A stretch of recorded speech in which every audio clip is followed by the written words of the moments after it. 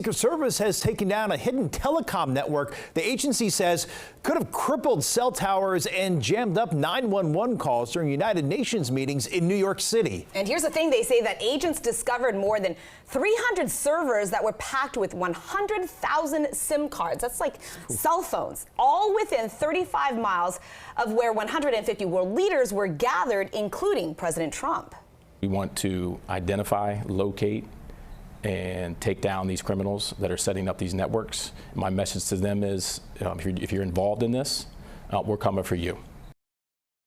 Joining us now with more insight on this threat is Keith Wojcik, a former Secret Service agent and cybersecurity expert. Thank you so much for joining us, Keith. Thank you, Susan. I really appreciate having me back again.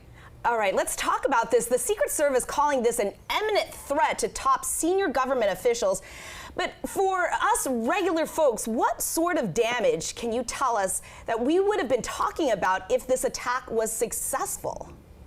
This is enormous, and congratulations to the women and men of the Secret Service that identified this. This is not easy. This is all because of collaboration, but these people that did this, these threat actors, these attackers, they're not hobbyists. This is one, like they said, this is not something that everyday people do. They were co-located, organized, and extremely well funded.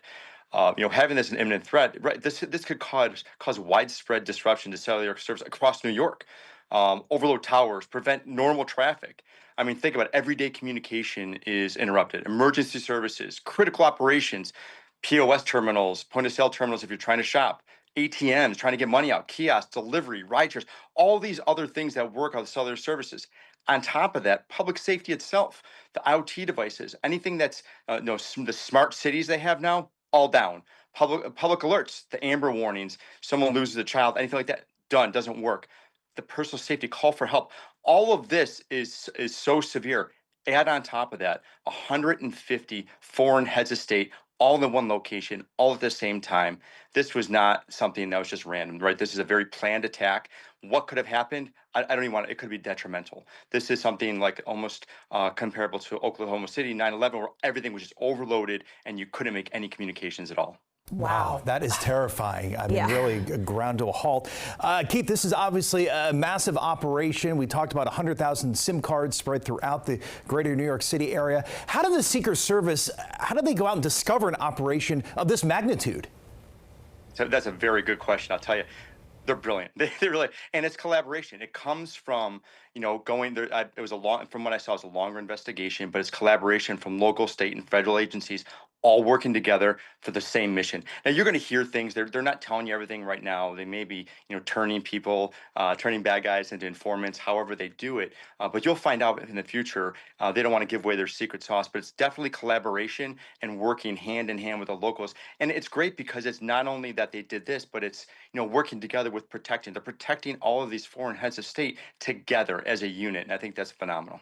That is just incredible. All right, so Keith, no arrests have been made, but as you are talking about this, it sounds incredibly sophisticated as a setup. Who could be responsible? We know it's not just some random person in some garage somewhere because of the immense details involved here.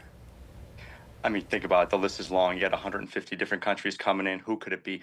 Who has the capabilities to do something like this? Now, you have our regular APT, the Advanced Persistent Threat Groups that can do this. You can have terrorists, whoever offended a certain country. It may not be a target of the United States. Think about that. All of these foreign heads are here. So, I think you're going to see how it's going to unravel and see exactly, what happens. And like Matt McCool said, and I'll tell you, I know Matt well, when he says we're going to come and get you, they're going to come and get you. Matt's a great leader, and he has a great team under him to make sure that they do find out who this is.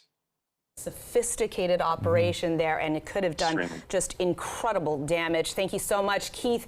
Keith Wojcik is a former Secret Service agent and cybersecurity expert. Yeah, pretty terrifying there.